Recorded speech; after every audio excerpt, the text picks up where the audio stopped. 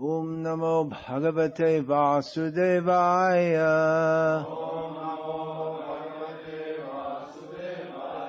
Om Namo Bhagavate Vasudevaya. Om Namo Bhagavate Vasudevaya.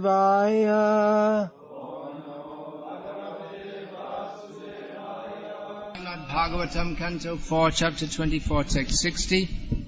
Translation and commentary by His Divine Grace A.C. Bhaktivedanta Swami Prabhupada. Yatredam vyajyate vishvam vishvasmin abhabhati yat tattvang brahma parang jyotir akasham iva vistritam. Translation. My dear Lord, the impersonal Brahman spreads everywhere like the sunshine or the sky. And that impersonal Brahman which spreads throughout the universe and in which the entire universe is manifested is you. Purport. In Vedic literature it is said that everything is Brahman and nothing else. The whole cosmic manifestation rests on the Brahman effulgence. The impersonalists, however, cannot understand how such a huge cosmic manifestation can rest on a person. Thus, this inconceivable power of the Supreme Personality of Godhead is not understood by the impersonalists. Therefore, they are puzzled and always denying that the Absolute Truth is a person. This wrong impression is cleared by Lord Shiva himself, who says that the impersonal Brahman, which is spread all over the universe, is nothing but the Supreme Lord himself. Here it is clearly said that the Lord is spread everywhere just like the sunshine by virtue of his Brahman feature. This example is very easy to understand. All the planetary systems are resting upon the sunshine, yet the sunshine and the source of sunshine are aloof from the planetary manifestations. Similarly, the sky or air is spread everywhere. Air is within a pot, but it also touches filthy places and sanctified places alike. In any place the sky is uncontaminated. The sunshine also touches filthy places and sanctified places, and both are actually produced by the sun, but in any case the sun is aloof from all filthy things. Similarly, the Lord exists everywhere. There are pious things and impious things, but in the Shastras the pious things are described as the front of the Supreme Lord, whereas impious things are described as the back of the Supreme Personality of Godhead. In Bhagavad-gita, the Lord clearly says, Maya tatamidam sarvam jagada vyakta murtina amadstani sarva bhutani nachahang teshvavastitaha. By me and my unmanifested form, this entire universe is pervaded. All beings are in me, but I am not in them. This verse of Bhagavad-gita explains that the Lord is spread everywhere by virtue of his Brahman feature. Everything rests in him, yet he is not there. The conclusion is that without bhakti yoga, without rendering devotional service to the Lord, even an impersonalist cannot understand the Brahma Tattva, the Brahman feature. In the Vedanta Sutra it is stated, Atato Brahma Jignasa. This means that Brahman, Paramatma or Parabrahman should be understood. In Srimad Bhagavatam also the Absolute Truth is described as the one without a second, but he is realized in three features: impersonal Brahman, localized Paramatma, and the Supreme Personality of Godhead. The Supreme Personality of Godhead is the ultimate issue, and in this verse Lord Shiva confirms that ultimately the Absolute Truth is a person. He clearly says, Tattvam Brahma Param Jyotir Akasham Eva Vistritam. Here is a common example. A successful businessman may have many factories and offices, and everything rests on his order. If someone says that the entire business rests on such and such a person, it does not mean that the person is bearing all the factories and offices on his head. Rather, it is understood that by his brain or his energetic expansion, the business is running without interruption. Similarly, it is the brain and energy of the Supreme Personality of Godhead that carry on the complete manifestation of the material and spiritual worlds. The philosophy of monism, explained here very clearly, adjusts itself to the fact that the supreme source of all energy is the Supreme Personality of Godhead, Krishna. This is described very clearly. it is also stated how the impersonal feature of Krishna can be understood.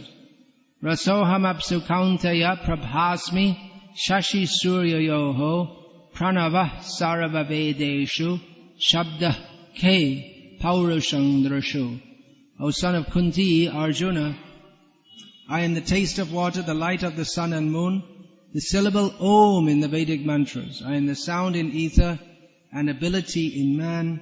In this way, Krishna can be understood as the mystic power in everything. Here, within the text of the Bhagavatam, is a description of Lord Shiva glorifying the Supreme Personality of Godhead, Vishnu or Krishna. Here Lord Shiva speaks about the impersonal Brahman effulgence, how it is non-different from Krishna. Srila Prabhupada gives quite an extensive purport. His purports in this section, he comments on almost every verse. They're all points for the philosophical understanding of Krishna consciousness. Srila Prabhupada comments quite elaborately on each verse in this song sung by Lord Shiva section.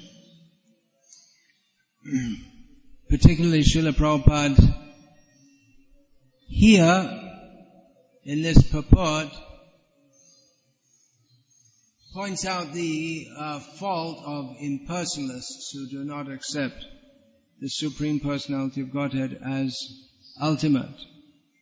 Now, of course, this is not the only place wherein Srila Prabhupada does this. In many places within his purports, he debunks the misunderstandings of the impersonalists. More than once, various devotees have asked me to write a book opposing impersonalism. But I reply that it's already there. It's called Bhagavad-gita as it is, in which Krishna himself, in Bhagavad-gita, Lord Krishna establishes himself as the Supreme Personality of Godhead. And of course, Bhagavad-gita is very popular among impersonalists as well as among personalists. But Srila Prabhupada's purports are, many of them are specifically aimed at the misunderstanding of the impersonalists, which Krishna himself directly debunks right there in Bhagavad-gita. Avyaktam vyaktyam apanam manyante mama buddhayaha. Lord Krishna directly says that addressing the perennial misunderstanding of Krishna that is foisted on Krishna by the impersonalists, that Krishna, very great. They may even accept him as Ishvara. They may identify him with Ishvara. But they ultimately say that, well, his personality is a manifestation of the ultimate which is unmanifested. But Krishna directly addresses this misunderstanding right in Bhagavad-gita when he says, Avyaktim vyaktim apanam, that manyante mam, those who think about me, that my personality is something that has been attained. It's a manifestation of that which is inherently unmanifest. Lord Krishna says about such persons, abuddhayaha, they lack intelligence. Param bhavam ajananto, they do not know my supreme nature. Or they do not know the nature of the nature of the Supreme. Param bhavam ajananto mamavyayam anuttamam. that Krishna is not manifested at some point in time and then unmanifested. But He is always existing. He is that impersonal Brahman which is the basis of everything. Or rather, He is the basis. In one sense we can say that Krishna is the basis of the basis. He's the basis of the impersonal Brahman. He's avyaya. Krishna doesn't get old. Krishna doesn't die, although He may appear to. Now this is discussed repeatedly by Srila Prabhupada throughout his books. Here we're reading the 4th canto. Those who have read up to this point, they will have come across such purports many times, and sometimes such purports debunking impersonalist misconceptions. So those who read through, they'll find such again and again, and some people, they find that Prabhupada's purports are repetitive, and they consider this a fault, because why should you repeat what's already been stated? In writing school, if you take a course in writing, at least in English language, then you're told that you write something, you make the point clearly, and then that's it. You say everything you have to say about it, then you go on to the next subject. And you build up on what's been stated. But you shouldn't repeatedly state the same thing. Although in technical presentations, it may be necessary to bring up a previously stated point concisely, but not in detail, again and again. That's only necessary to do once. So that's true of mundane education, where it's concerned with information. But the information, presentation of information, and then the person under education is supposed to absorb and understand that information. But this spiritual knowledge, it's not simply a matter of absorbing information. You know something. We already know. Krishna is the Supreme Personality of Godhead. I already know that. There's no need to say it anymore. I learned that a long time ago. Tell me something else. Well, there is nothing else to say, actually. So then what should we do? That's what the impersonalists say. Well, we already know, aham brahmasmi, brahmasmi aham, sarvang kalvidang brahma. I am Brahma. Brahma is everything. There's nothing else but Brahma. So there's nothing else to say. That's it. Those who know do not speak, those who speak do not know, is the motto of certain people who do not know. They do not know that one point is that it's not just a matter of knowing, but there's a matter of understanding, realizing, which begins with accepting. The atheists complain that what the spiritual information or the talk about God or anything what they call supernatural or metaphysical, it's not verifiable by any empiric process, which is true. It's simply a matter of faith. That's true. It doesn't mean that the empiric process is all in all, that there's nothing beyond this. That's a mistake that they make. They think that all of reality should be quantifiable according to our sensual perception and intellectual understanding. But by its very nature, spirituality is quite different. In Srila Prabhupada's books, we often hear the term spiritual knowledge. We don't find that, at least, maybe now, but at least before I came to this movement, we didn't hear that term in other what are called theistic traditions. They don't talk about spiritual knowledge. They talk about faith. Now, of course, in Krishna consciousness we talk a lot about faith also. It's a key term. In Bhagavad-gita, we find again and again the term faith. Ashadadhana purusha dharmasyasya parantapa aprapya mang nivartante mrityu samsara vartmani. Those who do not have faith, they become fallen from the path of dharma.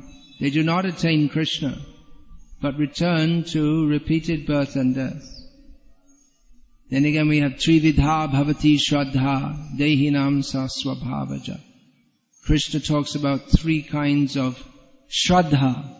Here the term has a somewhat different meaning to in the other verse. So three different kinds of faith according to the modes of nature. So, Shraddhavan Purush, Shraddhaval Labhate Jnanam. One who has faith attains knowledge. We also find in the Gauriya literature, Chaitanya Charitamrita, Shraddhavanjan Bhakti Adhikari.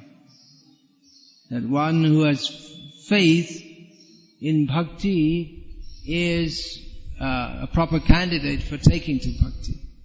So faith is essential. That the whole concept of having faith is rejected by those persons who simply want to analyze in what they consider to be a neutral manner. But then again we find Srila Prabhupada speaks of spiritual knowledge. Now knowledge and faith, they're supposed to be different approaches, different concepts. But then in the Bhagavad-gita we find Shraddha Vallabhate Jnanam. One who has faith can attain knowledge. And actually that's true in any discipline, not only in spiritual knowledge. In any discipline that's true. If one does not have faith in the subject, one cannot even begin to learn it, whatever the subject may be. One will not even have any interest in learning unless he has faith that what is being taught is correct and is worth learning. If one doesn't have that faith, then he won't be able to learn, and that's often a problem in schools in the modern age. It certainly was when I was going to school in my teens, that many of the students were not convinced that what they were being taught was very relevant to their lives. They were more interested in, to them, sports, the sense, we can just say the opportunities for sense enjoyment seem to be much more valuable and realistic than being taught about atoms and battles and economic trends and all the kind of things they teach you about at school. They say, well, alright, okay, so this molecule interacts with that one to make something else, but what does that matter to me? There's this pretty girl sitting over the other side, and that seems to be much more interesting to me than learning about atoms and molecules. So because the faith is not strong, that this is what I really need to learn, this is what I need to apply my consciousness to, therefore they don't attain knowledge. They may attain another kind of knowledge. They may attain knowledge of how to seduce pretty girls. But the knowledge, the purpose for which they're going to school is not served. So, faith is required to attain knowledge. That's true in any field of knowledge. And by emphasizing the role of faith, as Lord Krishna does in Bhagavad-gita, repeatedly, and at the same time giving systematic knowledge, we can understand that to attain this knowledge of the categories of reality, which are summarized as Ishvara, the controller, Jiva, the living being who is controlled, Kala, time, Prakriti, nature or energy, and Karma or activity. To attain knowledge of this, faith is required, because it's a discussion about subtle subject matters. These subjects are not verifiable according to any empiric method. Faith has to be there. Now, previously, or there was a time when the culture within this country, or at least certain areas in this country, was so strong, the culture of faith in Shastra was so strong. Srila Prabhupada writes, or actually he spoke that was later redacted into the introduction of Sri Ishopanishad. So Srila Prabhupada comments that in India, if someone says something to someone else, the other person may retort that, why should I accept what you say? Is it a Vedic injunction? Giving the idea that what is a Vedic injunction is to be accepted.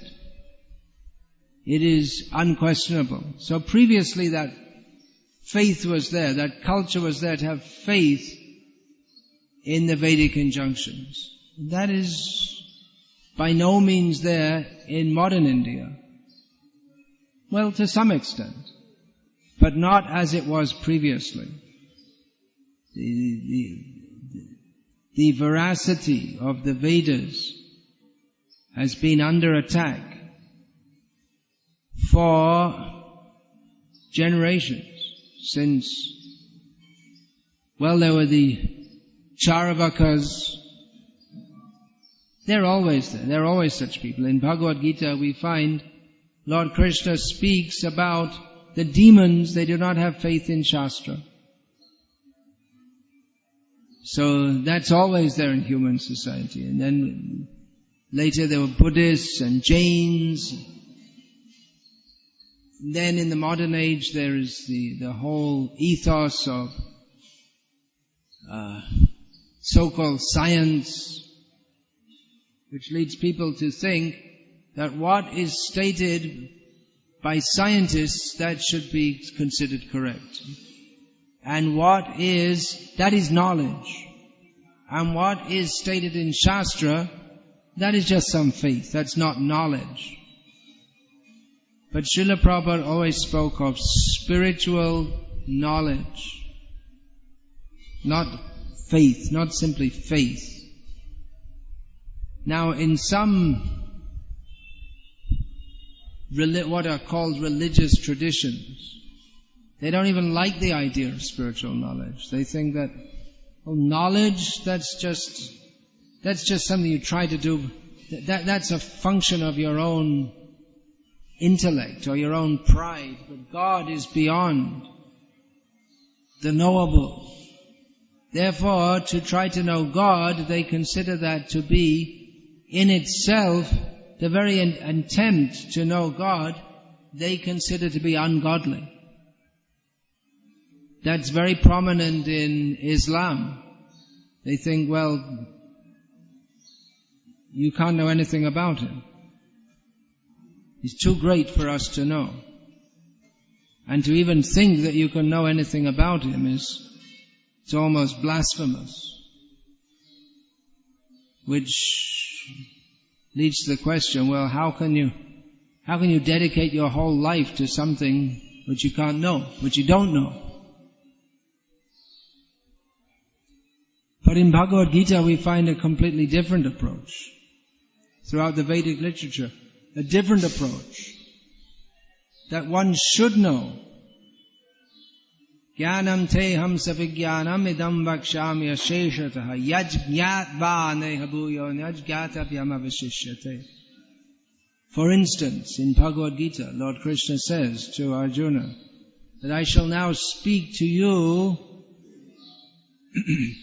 knowledge and special knowledge. Srila Prabhupada glosses this as knowledge of the phenomenal and the noumenal, knowledge of the material world and that which is beyond it. I shall now explain that to you elaborately, Krishna says, by knowing which there will remain nothing more to be known. Gyatavyam, the Sanskrit word is gyatavyam, that which is to be known.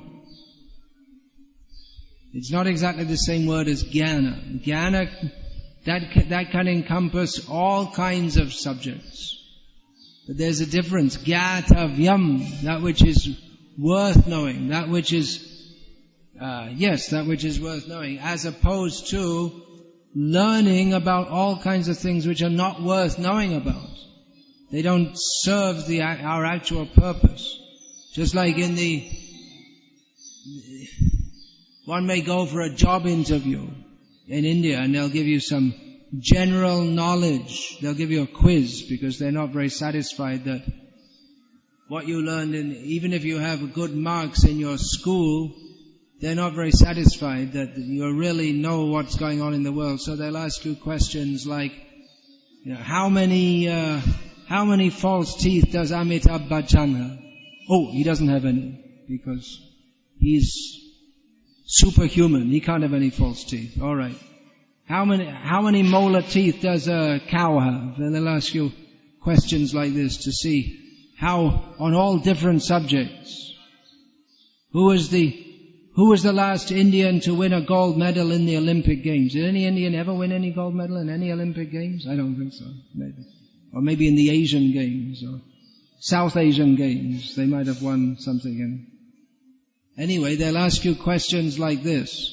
But this is not gyatavyam. This is not a subject worth knowing about. When Krishna speaks of jnana, he doesn't say, now I'm going to tell you, Arjuna, about all the batting averages of all the great cricketers in India's history. He doesn't say anything. Nowadays, if one knows such things, one may be considered, he may be called a pandit. But this is in Bhagavad-gita we find this pandita samadarshana, one who has attained spiritual knowledge by which he sees all living beings equally. So gyatavyam, tad brahmeti, tad vijñāsasva, Brahman, that is the subject which should be inquired into. That is the proper subject of inquiry. Having attained this human form of life, atato brahma jignasa, one should inquire into the nature of Brahman. So this is the proper use of human life. But then, having come to that point of inquiring, if one comes to the wrong conclusion, then the whole endeavor is spoiled. The whole endeavor is lost. In the material world, everyone is forgetting Krishna. And those who come to spiritual life and still forget Krishna, their position is very unfortunate. So, Srila Prabhupada goes to great lengths to refute the impersonal position. He repeatedly makes the same points, repeatedly states the same points, because we have to understand. We may theoretically understand, but that's not the same as properly understanding. There's a very great difference. And that's the difference between Srila Prabhupada's presentation and mundane academic presentations. We may find some scholars in the universities who know the Vaishnava understanding better than many Vaishnavas do. But they're not Vaishnavas. And their knowing doesn't help them because they don't have faith. For them it's a subject of study. Where Srila Prabhupada writes, Krishna is the Supreme Personality of Godhead. This is confirmed by all great authorities. Srila Prabhupada will write like this, right? And if you read that, and you're not a demon, then it will help us to, we'll accept that, we'll have faith. Yes, Krishna is the Supreme Personality of Godhead. This is accepted by all great authorities. But the demons who are great, who consider themselves great authorities because they have some PhD from a university, they can present that to Yamaraj. They will state that, well, according to the Gauriya Vaishnavas, Krishna is accepted as what they call the Supreme Being. And they cite various authorities to support this contention. So they know a lot, but they have no faith. They have faith in the contention that we shouldn't have faith in anything. We can't. Their idea is that you can't really know anything properly because so many people have so many different opinions and it's not verifiable by any quantifiable means. Therefore we can simply comment about it. And this will enhance the human race by contributing to our understanding, blah, blah, blah, blah, blah. They go on like this, and ashadadhana purasya dharmasyasya parantapa aprapya mang nivartante mrityu sansara vartmani. They have knowledge, apparent knowledge, but they don't have faith. So their knowledge is not really counted as knowledge at all, because without the basis of faith, then it's shraddha vallabhate jnanam. It's not actual knowledge, it's just theoretical knowledge, it's information. There's a difference between spiritual knowledge and information. Srila Prabhupada's purpose in writing these books is not simply to give information, but to impress spiritual understanding within the hearts of the readers. As Srila Prabhupada said, these books are specially meant for devotees. They're meant for wide distribution, but they're especially meant for devotees.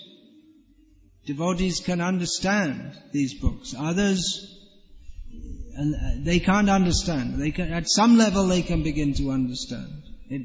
For many people, reading these books has been revelatory.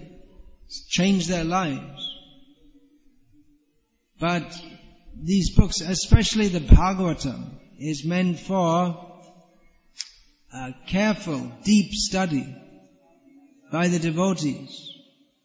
Now we're all infected by this misunderstanding of impersonalism. It's a deep contamination within the heart. So Srila Prabhupada repeatedly refutes the traditional contentions of the impersonalist school and gives understanding of why we should accept the supremacy of the Supreme Personality of Godhead. In this purport, Srila Prabhupada gives the example of a factory proprietor. He's the owner of many factories. So all the factories rest on him, we can say. How many industrial enterprises, how many factories is Tata? What's his first name? Ratan Tata, is it? He's sitting here in Bombay, I believe, isn't it? Down at Nariman Point. No, but his office is based in, here in Bombay. But he Jamshedpur and all over India, he has so many factories. But they're all resting on his energy. So Prabhupada gives this example of how everything rests on Krishna's energy. It's all going on by his potency. Of course, this is a material example because a production manager in one of Mr. Tata's factories almost certainly knows much more about these specific details of the production of any specific product than Mr. Tata himself knows. But in the case of Krishna, he not only does everything rest on his energy, but down to every minute detail, Krishna knows everything about what's going on. So it's a mundane example. It gives some idea. Not that Krishna has to exert himself to see everything running on. That runs on by his energies. Parasya shakti vividhai vashruyate swabhavaki jnana balakriyacha. By Krishna's energies, everything runs on. It's not that Krishna is some harassed universal executive trying to keep up with his workload. No such thing. Everything runs on by his energies. At the same time, Krishna is aware of everything, but at the same time, he's aloof from everything. So this example is given so that we can understand what is the nature of Krishna, what is the position of Krishna. This knowledge needs to be preached. The devotees are imbibing this knowledge to present that to others. Just like we see here at Radha Rasbihari temple. Daily, thousands of people are coming and they take darshan and they go. But most people, if we speak to them, they don't have a clear idea of who is Krishna.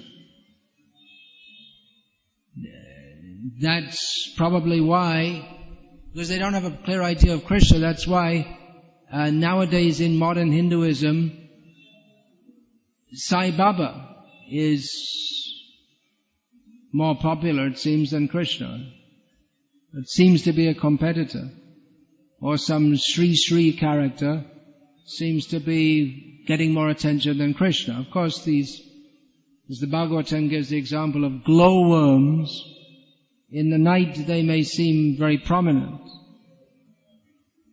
So these people come and go, but Krishna always remains. But the very fact that people are attracted to supposed gods or supposed God-men instead of Krishna means they don't have knowledge of Krishna. And people come and they have so many strange ideas. We went to the temple of Krishna, and then we went to the temple of Ganesh, and then we'll go to Shirdi, and it's all the same. It's all the different gods, all the same God, one God, it's all the same. Krishna was a great God, and there are other gods. Nowadays, there are greater gods. And so many wrong ideas are there. Wrong ideas are there because people don't have the right idea. So Prabhupada is refuting the impersonal calamity. Impersonal calamity thou hast removed. Absolute is sentient, thou hast proved. Impersonal calamity thou hast removed. Srila Prabhupada praised his own Guru for establishing the sentience of the supreme, of the ultimate principle, the absolute, and of removing the impersonal calamity. Srila Prabhupada defined his own mission in those terms. His own pranam mantra, which he composed. Of course, that's in two parts. The first part is generic. Namo Om Vishnu Padaya Krishna Preshtaya Bhutale Shrimate Bhakti Vedanta Swaminiti Namine. This pranam mantra, in of course slightly different form, was composed for Bhaktisiddhanta Saraswati, and it's used as a generic mantra for acharyas in the line of Bhaktisiddhanta Saraswati, of course with the name changed in each individual case. But the pranam mantra, which actually Srila Prabhupada composed for himself, he taught his disciples to chant in praise of himself, Namaste Saraswate Devi, identifying himself as a servant of Bhaktisiddhanta Saraswati. That's how he first identifies himself. Gauravani Pracharane, preaching the message of Chaitanya Mahaprabhu, Nirvishesha Shunyavadi Paschatya Deshatane, and delivering the Western countries from impersonalism and voidism. Now he's preaching the message of Lord Chaitanya on the order of Saraswati Thakur. Lord Chaitanya's pranam mantra, given by Rupa Goswami Prabhupada, that defines the mission of Chaitanya Mahaprabhu. Namo Mahavadanyaya Krishna Prema Pradayate Krishnaya Krishna Chaitanya Namne Gauratvashe Namaha. Chaitanya Mahaprabhu's mission is defined as Prema Pradana, distribution, contribution of Krishna Prema. And of course, within that distribution of Krishna Prema, so many other purposes are there. We find that Chaitanya Mahaprabhu, he also refuted the Mayavad. We find in Sri Chaitanya Charitamrita several lengthy dialogues, of which two of them, of course they're lengthy, but they're only put in brief form within Sri Chaitanya Charitamrita, but nevertheless they take up a large section. Well, there are several dialogues. One of them is with Sarvabhauma Bhattacharya, and another with Prakashananda Saraswati, in which Chaitanya Mahaprabhu defeats the misconception of the impersonalists. Srila Prabhupada presented the teachings of Lord Chaitanya, his book, in which the several lengthy dialogues from Chaitanya Charitamrita were presented in prose form. So those two are there, the dialogues with Ramananda Rai and with Sarvabhauma Bhattacharya, and also with Rupa Goswami, Sanatana Goswami, and Ramananda Rai. So the conversation with Ramananda Rai starts off with a general overview of what's going on in this world, the nature of this world, and goes up and up and up and up to the level of Krishna Prema, and then even more and more and more. Sneha, Ma, so many. Even Prem is a beginning. That's a very elevated subject. But this, within the teachings of Lord Chaitanya, he was chanting, dancing, delivering love of Krishna. But within that, Srila Prabhupada accepted as his mission the Nirvishesha Shunyavadi Paschatya Deshatana. not simply to defeat impersonalism, but to deliver, particularly the Western world, from impersonalism and voidism. Of course, to deliver the Western world is also necessary to deliver the Indian world. We'll find in any culture throughout the world where there has been some kind of philosophical or metaphysical speculation that impersonalism is generally an impersonal concept of ultimate reality is generally considered. This is it. This is the real thing. This is the utmost. But that wrong idea, that beyond the effulgence, or within the effulgence, is the effulgent, the ultimate source of everything. So Srila Prabhupada took it upon himself as his mission to contest and defeat impersonalism in all its various aspects. All various philosophies of the world, whether they present themselves as metaphysical or materialistic, if they don't come to the point of Krishna, they're impersonal. And even those apparent religions which speak of God or the Supreme Being, for want of knowledge of Him, they ipso facto, because of that, they also become impersonal. Just like the Christians speak of the Supreme Father, but they don't know anything about Him.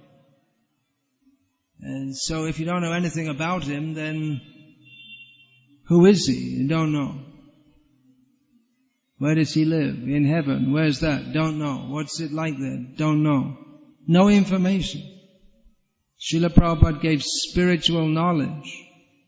The Christians, for want of information of the Supreme Person, mistakenly identify Jesus with that person. He came to give knowledge, at least preliminary knowledge of that person, but they mistook Him to be that person. So again, it comes to impersonalism, to equate the Supreme with the Jiva, again becomes impersonalism. So Srila Prabhupada presented this knowledge, and actually these temples, which Sri says, I came here briefly 2 weeks ago, but otherwise I haven't been here for about 2 years, although I used to come regularly. So when we come after some time, it's very impressive to see all of this. All this architecture. But Srila Prabhupada's aim in building this temple wasn't to make an architectural monument. Maybe after some time the government of India will make this a protected place, architectural monument. But that wasn't Prabhupada's purpose in building this building. Nor was it simply for people to come and have darshan and some people to sing Hare Krishna. All those things are part of the purpose. But the purpose of building such an attractive temple within the heart of the most important city not only in India but in all of South Asia, arguably it's the most important city. There's no doubt about it. Prabhupada recognized that. That's why he wanted an important temple built here. But to distribute this, to cultivate and distribute this spiritual knowledge. Otherwise the temple can be anywhere.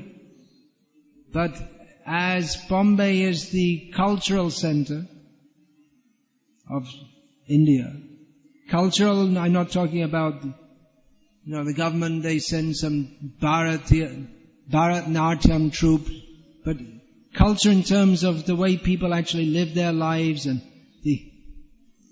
what they're thinking, how they're acting. Bombay is the capital. There's with Bollywood, it's very influential. In Pakistan also. So this knowledge should be systematically and carefully presented. Otherwise, what goes on is people take bhakti. It's been going on since the acharyas of bhakti have been preaching within this Kali Yuga. It's always been written off as bhakti is just some sentiment, that's all. But our acharyas who had fully development sentiments with the Supreme Lord, who themselves would have been very happy to do bhajan and write poems in glorification of the Supreme Lord, they took the great trouble, as Chaitanya Mahaprabhu himself did, to meet intellectuals who are misguided and misguiding others and discuss in an intelligent way and establish the fact of Krishna's supremacy and of bhakti, of surrender to Krishna. Bhakti means devotion, but that is based on surrender. So that is the necessity of every living being. That is the purpose of life. So this is how Prabhupada defined his mission, to establish Krishna as the Supreme in opposition to the widely spread misconception that Absolute is insentient, the impersonal calamity. Okay, Hare Krishna. There's 5 minutes left of my time and I'll open up for questions now, if anyone has any questions. No. Alright, there's a question. Not a very interesting class, huh? Would have liked it if I told some stories of Krishna playing with the gopis and... Prabhupada never told stories like that. He sat here in this temple. Actually, this temple wasn't there at the time, but on this land, and for weeks he spoke on the Sankhya philosophy of Devahuti Putra Kapila. That was Prabhupada. I'm Prabhupada's disciple. I'm not some, cheap storyteller's disciple. There are so many cheap storytellers. Yeah, what's your question?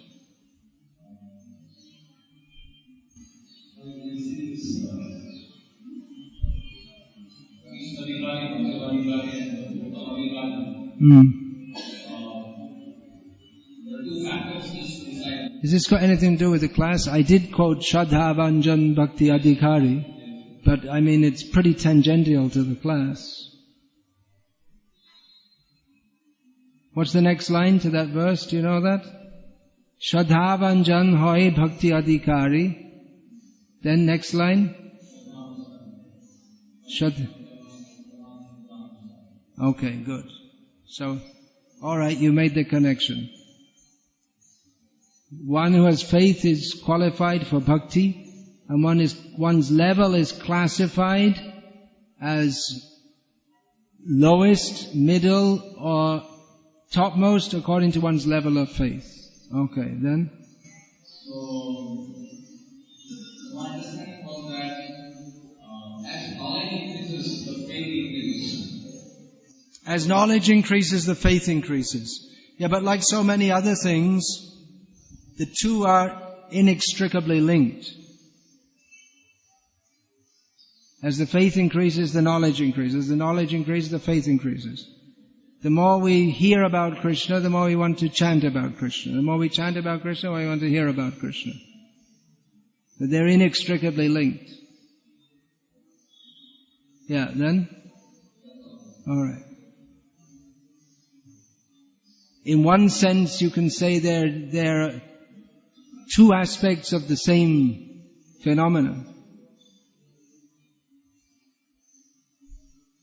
In Vaishnava understanding, faith is it's not that which the materialistic criticizers term as faith. They call it blind faith. But faith means faith with knowledge, and in that sense, faith is absolutely linked with knowledge. At the same time, it is faith. Yeah, and all knowledge is faith. Everything rests on faith. There's ultimately, if we want to be absolutely skeptical, then you can't prove anything. I spoke about this many times. We have to accept some axioms.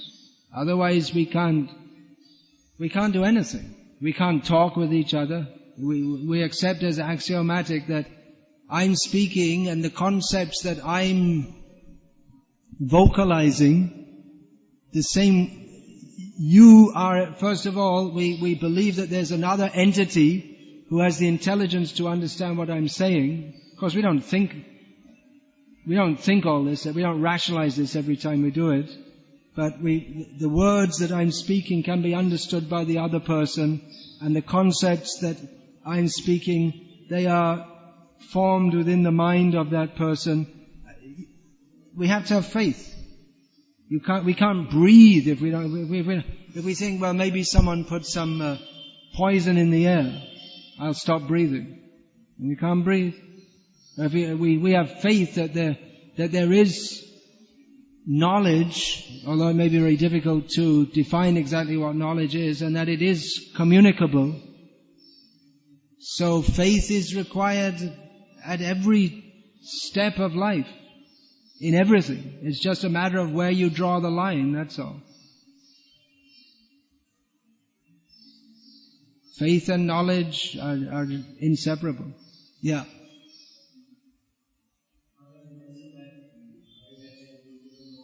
Can you speak into I can't hear you, and you're sitting right in front of me, so of course I may have a hearing problem.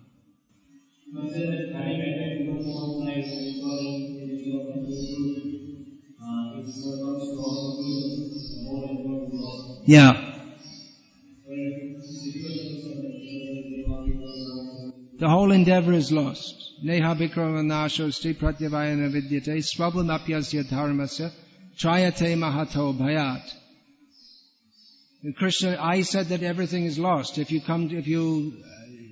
make your Brahma Jignasa, inquire into the nature of the Absolute, but we come to the wrong conclusion of what Brahma is, then the whole endeavor is lost. Well,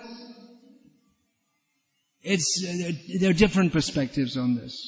Just like within Bhagavad-gita, Lord Krishna describes the process of demigod worship, but then later on he condemns it.